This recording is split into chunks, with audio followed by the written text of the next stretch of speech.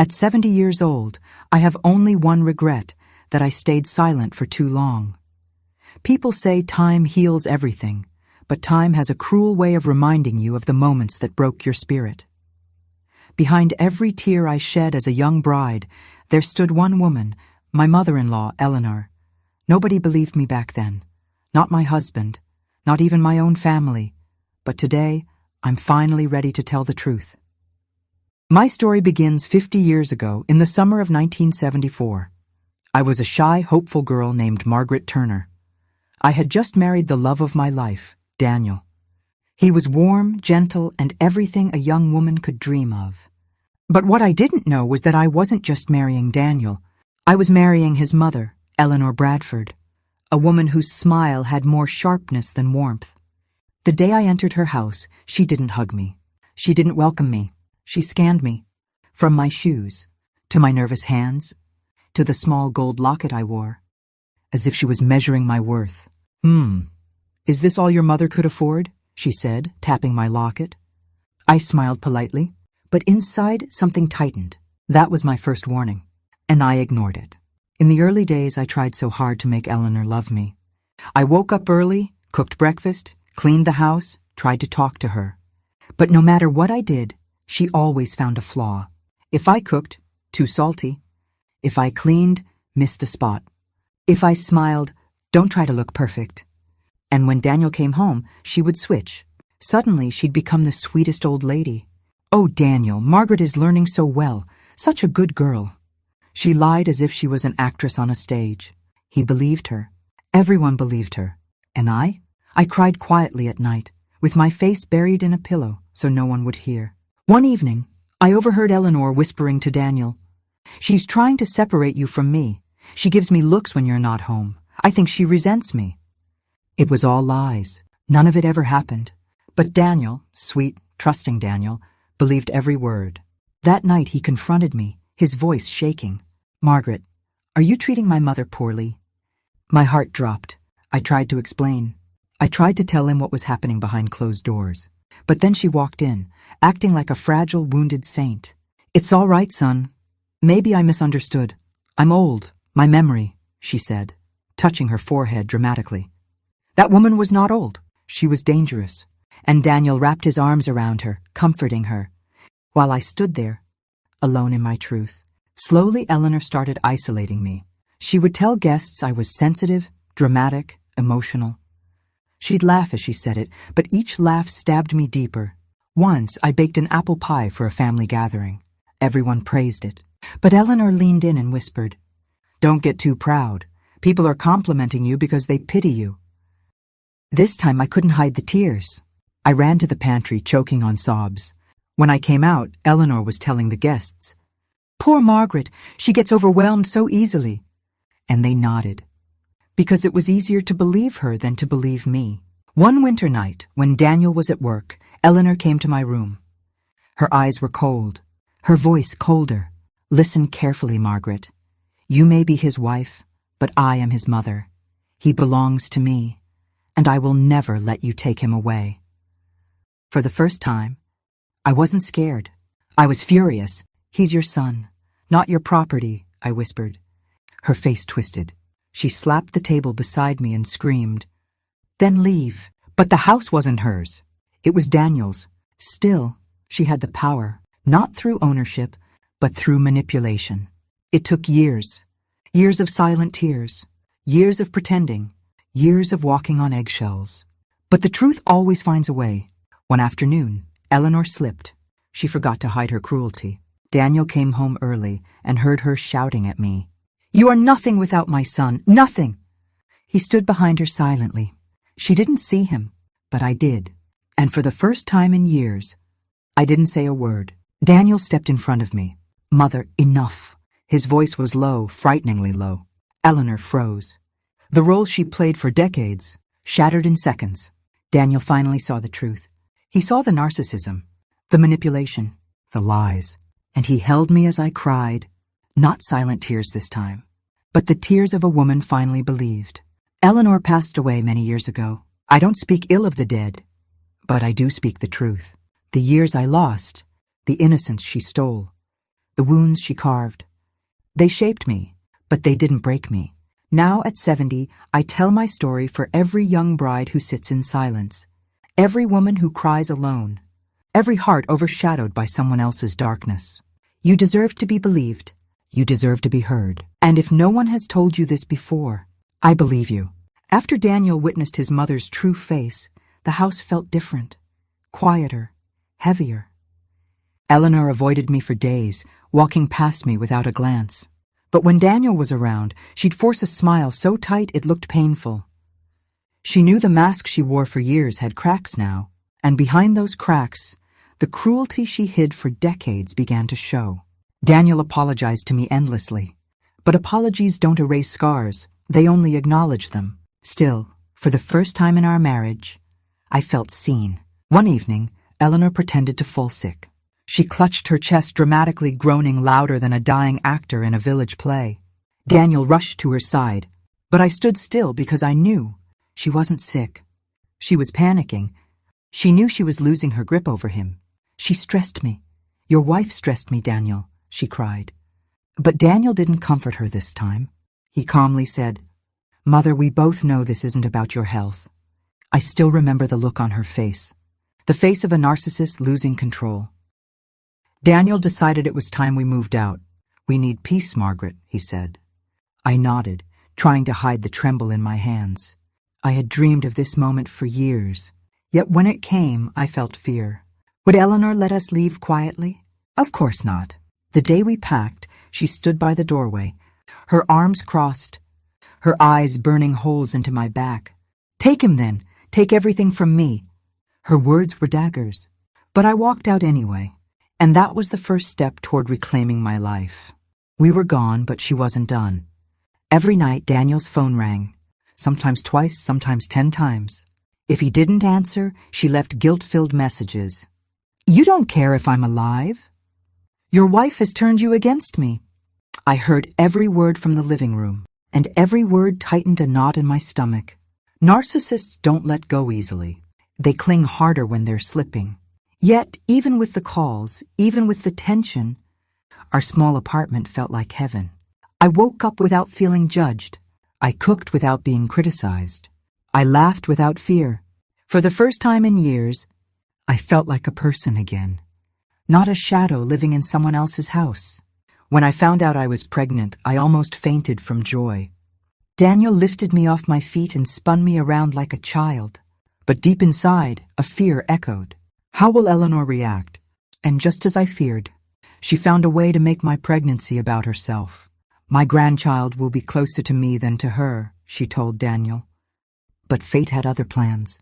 When my daughter Lydia was born, I felt strength I didn't know I had. Eleanor rushed into the hospital, demanding to hold the baby first. Daniel stopped her gently. "Mother, Margaret goes first." For the first time ever, he chose me publicly. Eleanor's shoulders stiffened. Her lips tightened, but I cradled my baby girl in my arms, thinking, maybe this is where the pain ends. I was wrong. Eleanor became obsessed with Lydia. Not in a loving way, but in a possessive, territorial way. She'd snatch the baby from my arms, criticize how I held her, tell people, "This child is more mine than hers." I felt invisible again, like motherhood was being stolen from me. The breaking point came one afternoon when I found Eleanor feeding Lydia something she wasn't allowed to eat. I panicked. "Eleanor, stop! She's allergic!" But she smirked. Smirked. A little reaction will make her stronger. That day, Lydia fell sick. I cried holding her, terrified something worse would happen. And Danny, he finally snapped. "Mother, enough! You're hurting my family!" For the first time, Eleanor had consequences. After Daniel confronted her, we distanced ourselves. We visited rarely. We took our own decisions. We lived peacefully. Eleanor hated it. She spread lies. Margaret brainwashed my son. She turned him into a stranger. But people began noticing patterns. Her jealousy, her manipulation, her dramatic episodes. Slowly, her influence faded. As years passed, Eleanor grew older. But she didn't grow wiser. She became lonelier, more bitter. The relatives who once adored her now avoided her. The world she controlled was falling apart, and when narcissists lose control, they crumble quietly. One winter morning, the phone rang. Eleanor had fallen. Daniel rushed to her. I went too, not out of love, but out of respect for the man who stood by me. She lay on the floor, helpless, small, nothing like the woman who once terrified me. And when she saw me, she turned her face away.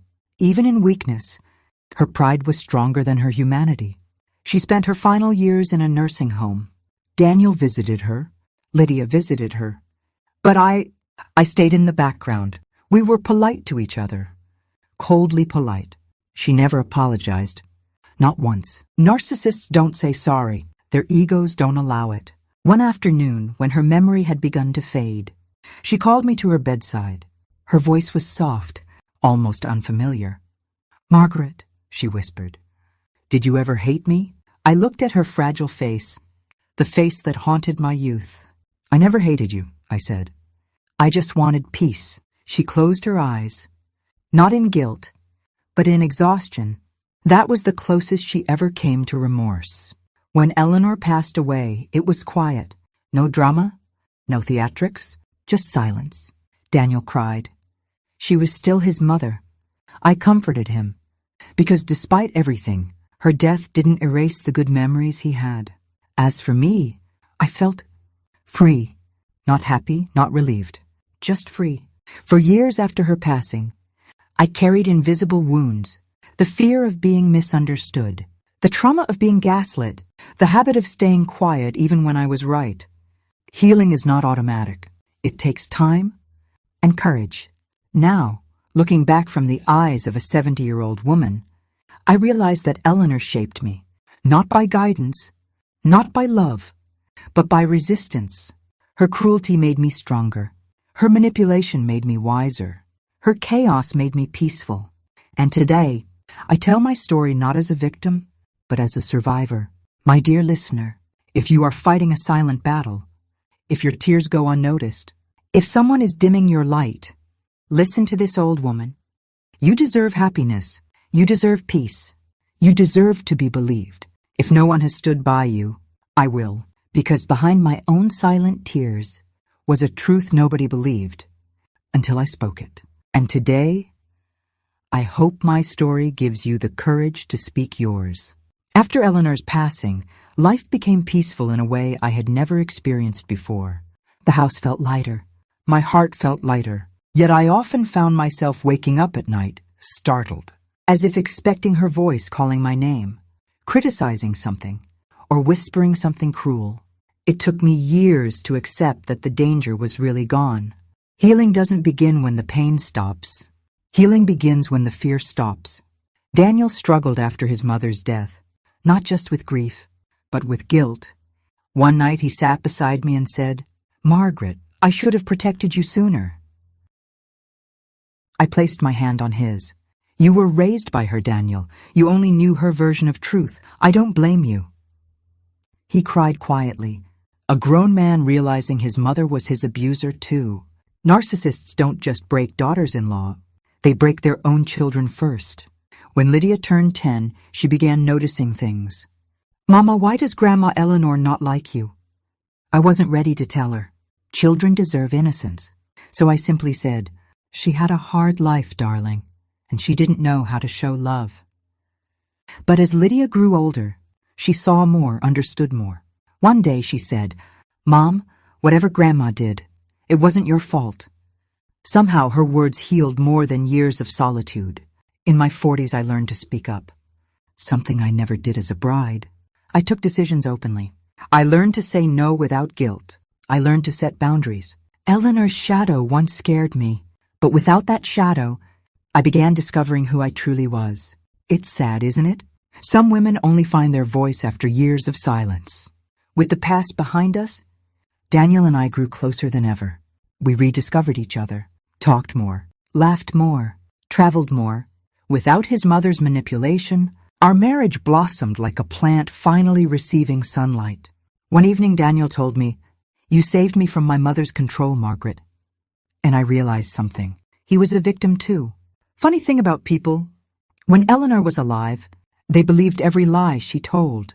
But after she was gone, they came to me saying, "We always knew something was off. She was difficult. We suspected she was manipulative."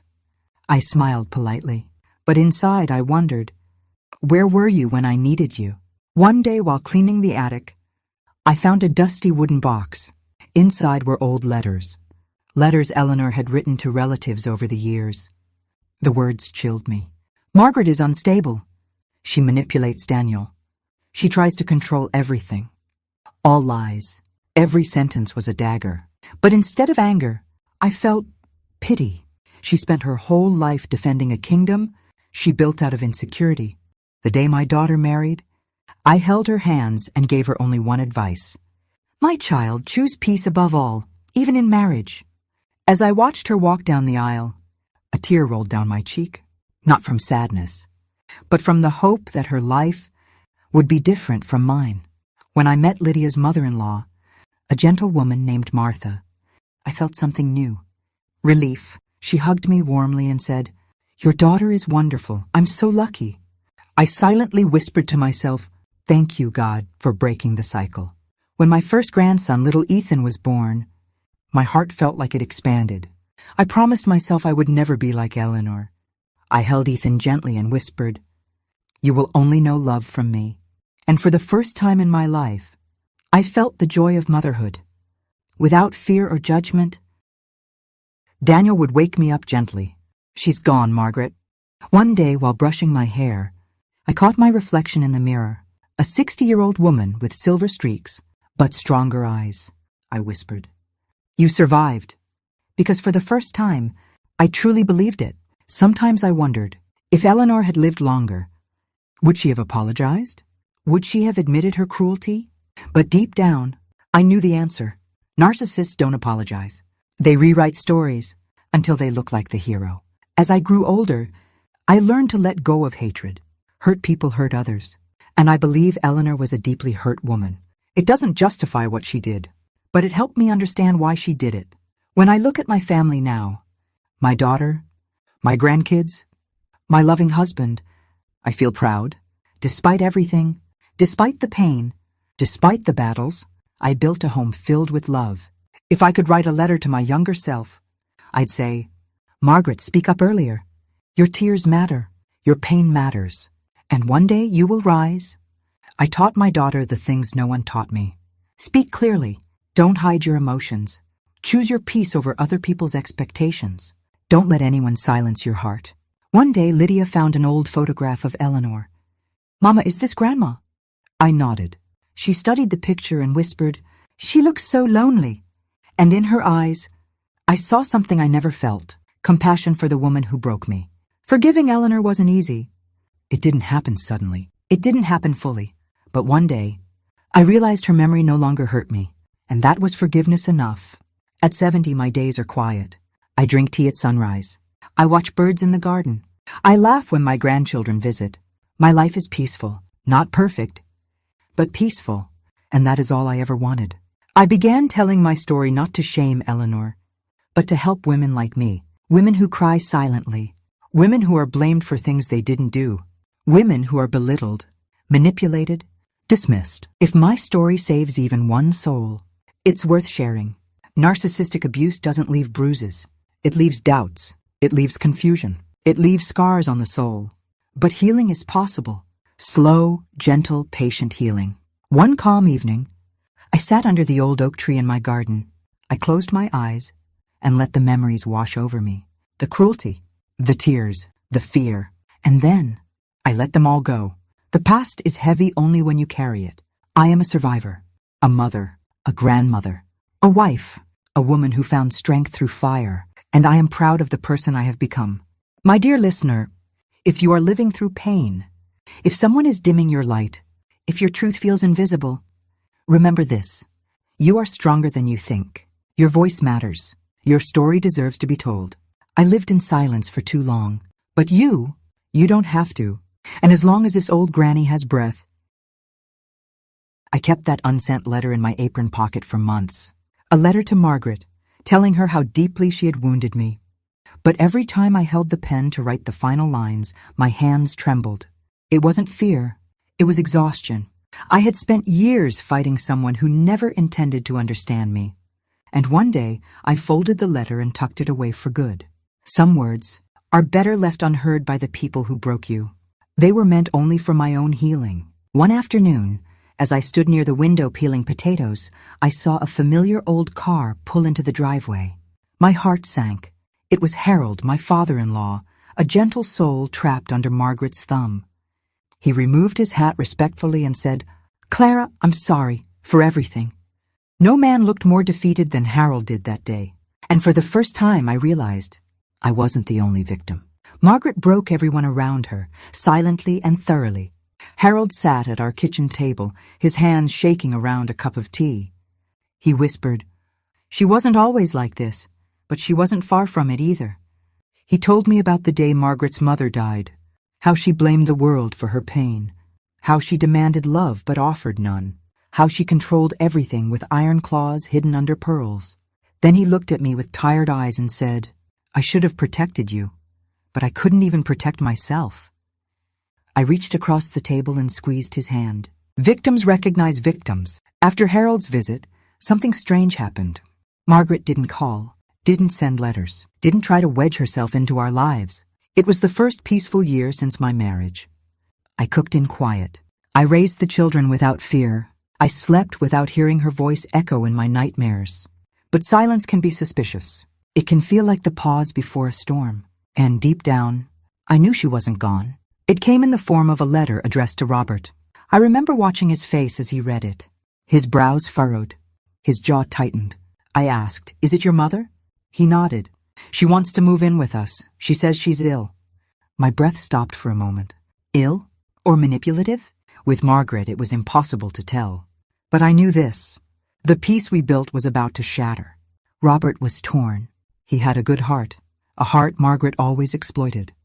He said, "She's my mother, Clara. I can't abandon her." I replied, "And what about us, the children, me?" But I already knew the answer. Duty, guilt, those were the strings she pulled, and she pulled them harder than ever. I swallowed my dread, and we prepared the guest room. Margaret arrived in a limousine. Yes, a limousine. She stepped out wearing a fur shawl, holding a cane that I suspected was for dramatic flair rather than need. She looked around the house and said, Smaller than I expected." No greeting, no warmth, just judgment, her mother tongue. I smiled politely, though my insides twisted. She was back. Margaret acted frail. She sighed loudly. She moaned dramatically. She demanded meals at specific times, pillows fluffed a certain way, and attention at every hour. But when she thought no one was watching, she walked perfectly fine. She hummed happily. She read magazines with perfect ease. And my heart broke for my husband, because he believed every tear she shed. Not poisoning food, no. Her poison was psychological. She whispered things to my children. "Your mother doesn't understand real family. Your mother keeps you from me. Your father listens to her too much." Little drops of venom, into little ears, every single day, and I felt my home slipping from my hands. It happened after everyone fell asleep. I sat on the kitchen floor, hugging my knees, muffling my sobs. All the years of endurance, the humiliation, the manipulation, they came flooding back, and I whispered to myself, "I can't do this again." But I had to, for my children, for my marriage, for the sanity I was desperate to preserve. One afternoon, my daughter Lily crawled into my lap, tears streaming down her face. She whispered, "Grandma says you don't love us enough. Is that true?" My heart shattered into 1,000 pieces. I held her close and said, "Oh, my sweet girl, love is the very thing that keeps me standing." And in that moment, I made a decision. I wouldn't let Margaret steal my children from me. I needed help, advice, understanding. So I visited Harold. He listened quietly as I told him everything. When I finished, he sighed deeply and said, "Clara, she feeds on control. If you let your fear guide you, she wins." Then he added, "You must set boundaries. She won't like it. But it's the only way you'll survive." For the first time, someone gave me permission to fight back. The next morning, I brought Margaret her tea and said firmly, "From now on, meals will be at regular times. and the children will not be involved in adult matters. Her eyes widened, shocked that I dared speak. She sneered. "You're becoming bold, Clara." I replied, "No, I'm becoming free." She didn't say another word, but her glare could have cut glass. Margaret didn't scream, didn't argue, didn't throw tantrums. No, she retaliated silently. She stopped talking to me altogether, stopped acknowledging my presence, complained to Robert behind my back, pretended to be weak only when he was in the room. It was an exhausting game, a draining battle of psychological warfare. But I held my ground. One evening, he walked into Margaret's room unexpectedly and saw her standing on a chair, perfectly healthy, reorganizing the curtains. She froze. He froze. I froze in the hallway, watching. He asked, "Mother, are you actually sick?" Her silence was louder than any confession. Robert's face fell. He finally saw it. Saw her manipulation, her lies, her twisted hunger for control. And for the first time in our marriage, he stood by me. "We cannot live like this anymore. You cannot treat Clara this way." Margaret exploded. "She turned you against me. She always hated me. She wants to separate us." But her tricks no longer worked. Robert said quietly, "No, Mother. I just opened my eyes." She screamed, threw a teacup, and accused everyone of betrayal. But the truth was out. And truth is the one thing narcissists cannot survive. She left the next morning. No goodbye. No apology. Just bitterness packed into a suitcase. The silence she left behind felt peaceful, almost holy. The children returned to their normal selves. Robert and I reconnected. My heart finally exhaled. Years of suffering lifted like fog. For the first time, my home belonged to me. Decades passed. And when Margaret grew genuinely ill this time, she lived alone. Robert visited her often. I respected that. One day he came home with tears in his eyes. "She asked for you," he said. I went, not out of obligation, but closure. Margaret looked small, frail, human. She whispered, "I was hard on you." It wasn't an apology, but it was the closest she could give. I nodded and said gently, "I know." And I forgave her. Not for her sake, but for my own. Before she passed, she whispered something unexpected. "You were stronger than I ever expected. Maybe that's why I tried to break you." I didn't respond. Some truths don't deserve answers. But I walked out of that room with a strange peace. Her power over me ended long before she died, and now it was gone forever. And here I am, 70 years old, telling you this story. Behind my silent tears were chapters no one believed, not even my husband, until he finally opened his eyes. I tell this story because someone out there, some young bride, some exhausted mother, some lonely woman, is fighting the same invisible battle. If that's you, listen to an old woman's words. You are not weak. You are not overreacting. You are not alone. And you deserve peace, even if you must carve it with your own trembling hands. My tears were silent, but my survival was loud, and yours will be too.